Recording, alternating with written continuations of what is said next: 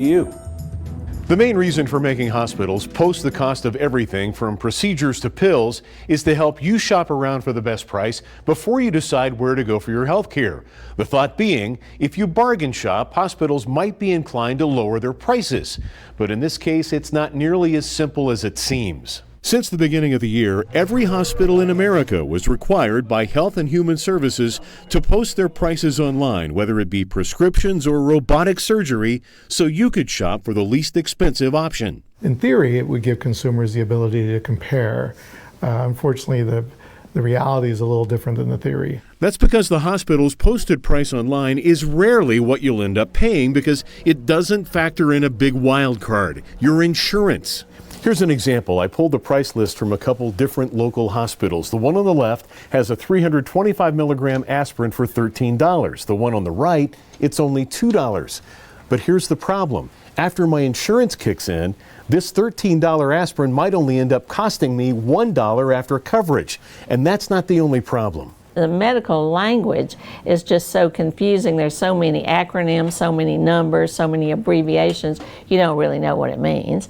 And the fourth thing is, it's never really exactly what you get charged because each patient is different. Federal lawmakers are already aware of the problems. So I think you will see us move forward with something mandating that they come up with a regulation. But until that happens, what's the best way to price shop for your health care? Work with your insurance company. They have negotiated contracts with hospitals, and the best place to start would indeed be with them because they can give you the most information on what they're covering for your procedure. And if you're considering elective surgery, make sure your insurance covers everyone in the operating room. What you also want to know is your surgeon who's doing your case. What does your insurance? Are they in your plan? And what is there going to be the copay there? And here's the one that gets people. What about the other people?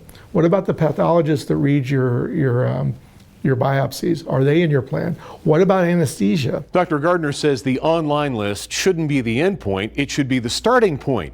And it's in your insurance company's mutual interest to help you find the lowest cost.